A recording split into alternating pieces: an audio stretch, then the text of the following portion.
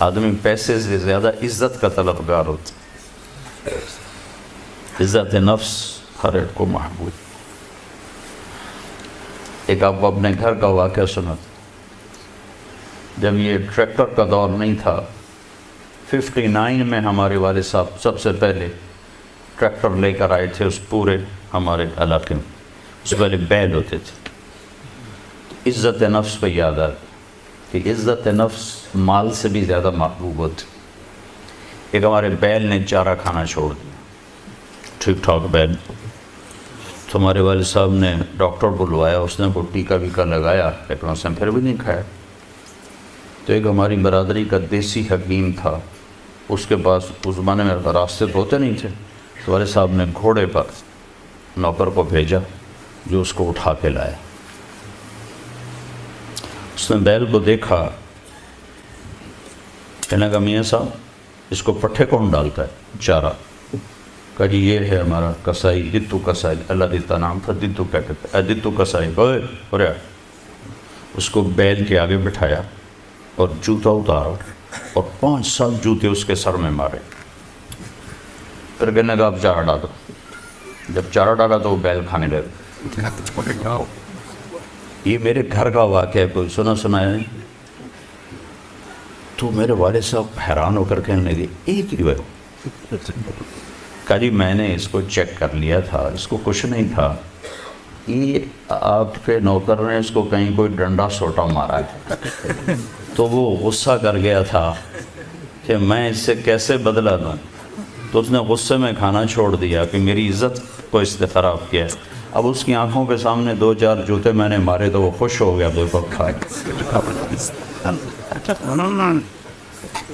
عزت کی طلب کوئی ناجائز نہیں ہے، یہ انسانی ضرورت. مال کی طلب ناجائز نہیں ہے، انسانی ضرورت. ہاں اس کے حدود ہیں، اس کے اندر تو ضرورت ہے، اس کے باہر پھر کوئی کہیں تکبر بن جاتا ہے، کہیں ظلم بن جاتا ہے، کہیں زیادتی ہے. حدود کے اندر تو. ایک حدیث سنا دیتا ہوں، کسی مسلمان کو عزت دینا کتنا ضروری ہے. میرے نبی نے فرمایا 1 روپیہ سود کھانا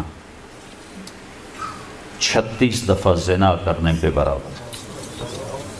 1 روپیہ یعنی 1 پاؤنڈ سود کھانا 36 دفعہ زنا کرنے کے برابر تھا. اس کے بعد آپ نے فرمایا اور تمہیں بتاؤں سب سے بڑا سود کیا ہے؟ جب 1 پاؤنڈ کا سود 36 دفعہ زنا کے برابر ہے تو آپ نے فرمایا اب تمہیں بتاؤں سب سے بڑا سود کیا ہے؟ الاستطالۃ فی عرض المسلم، مسلمان کو بعزت کرنا سب سے بڑا سود.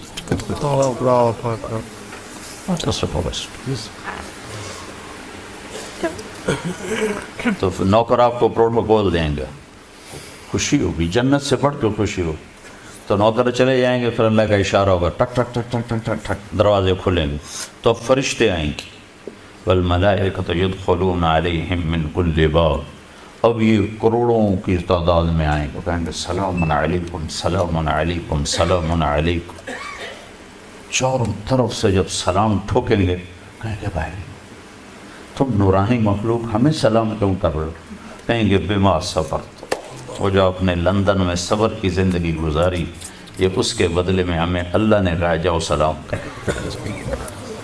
غفلت کے دیس میں آپ نے بیدار ہو کے زندگی گزاری، اندھیر نگری میں آپ نے اللہ کو سامنے رکھ کے زندگی گزاری. جب چاروں طرف شراب اور زنا عام تھا آپ نے اللہ سے ڈر کے زندگی گزاری. سلام سلام سلام.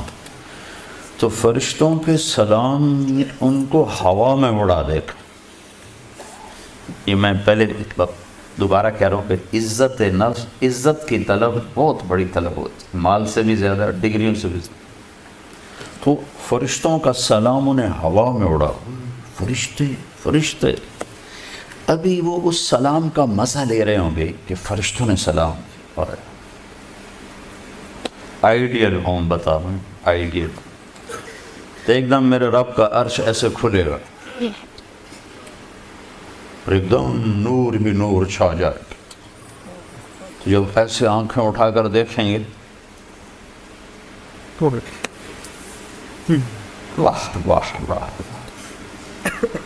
اللہ سامنے ہوگا اور اللہ کہے گا سلام قول من رب الرحیم، اب تمہارا رب بھی تمہیں سلام پیش کرتا اور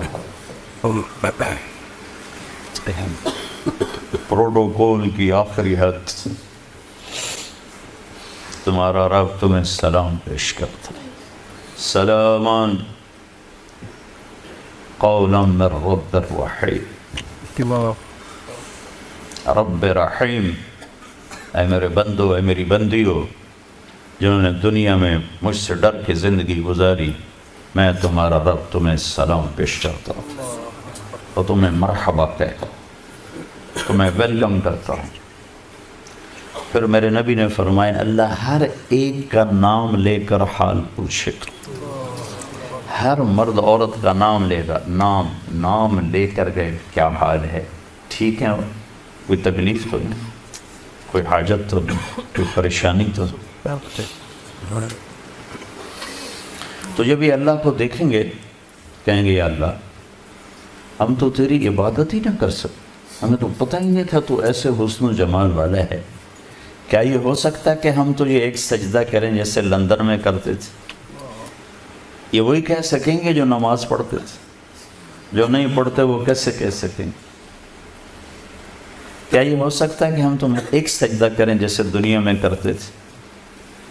تو اللہ تعالیٰ فرمائیں گے میرے بندو اب پوزیشن بدل چکی ہو، حیثیت بدل چکی، حیثیت، پوزیشن، یا لبو کیسے کہ دنیا میں تم بندے تھے اور میں تمہارا مالک تھا، تم نوکر تھے اور میں مالک تھا، ٹھیک، تم ایمپلائی تھے، تمہاری زبان، تم میرے ملازم تھے اور میں تمہارا مالک تھا، تو تمہارے ذمے میری مانگ کے چلنا، میری عبادت کرنا، نمازیں پڑھنا، روزے رکھنا تمہارے ذمے تھا۔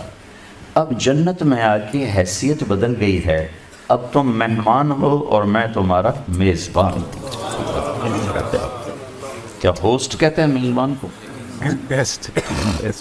تو اب تم میرے لیے مہمان ہو، میں تمہارا ہوسٹ ہوں، اور مہمان کو تکلیف نہیں دی جاتی، مہمان کو بٹھا کے کھلایا جاتا ہے، جاؤ کلو واشربو، کھاؤ پیو، ہنیئا، ہنیئا کا کیا مطلب ہے؟ کھاؤ، ہر لقمے کی لذت پہلے سے زیادہ پاؤ، کھاؤ، کھانے کے بعد پخانا کوئی نہیں، پیو، ہر گھونٹ کی لذت پہلے سے زیادہ پاؤ، پیو، پینے کے بعد پیشاب کوئی نہیں، بیماری کوئی نہیں۔ پھر پینے پلانے کی بھی 3 محفلیں قرآن نے بتائیں، کہ یہاں شراب نہ پیو، آپ کے یہاں عام ہے، اس لیے ہر دفعہ میں بتاتا ہوں کہ اللہ کرے آگے والی سوچ دل دماغ پہ چھائی رہے کہ یہاں میرا رب ہر اس چیز سے روکتا ہے جو انسانی وقار کو ختم کرنے والی اور انسانیت پہ داغ، تو یہاں کہتا شراب نہ پیو۔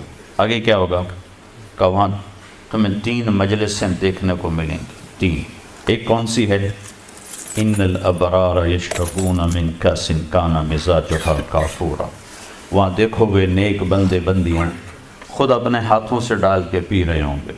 یہ جنت کا سب سے چھوٹا درجہ ہے، کیسے ڈالیں گے پئیں گے، ڈالیں گے پئیں گے۔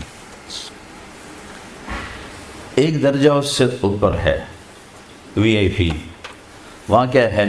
وَيُسْقَوْنَ فِيهَا كَأْسًا كَانَ مِزَاجُهَا زَنْجَبِيلًا، وہاں ان کو خدام پلا رہے ہوں گے، سرونٹس، نوکر، فرشتے نوکر ڈال کے پیش کریں اور سامنے حاضر کریں، یہ لیج، یہ لیج، یہ لیج، یہ لیج۔ ایک VVIPs ہوگا، سب سے اوپر کا درجہ، وہاں کیا ہوگا؟ وہاں ہوگا وَسَقَاهُمْ رَبُّهُمْ شَرَابًا طَهُورًا، اوئے ہوئے ہوئے ہوئے، وہاں اللہ خود پلا رہا، اللہ خود پلا رہا۔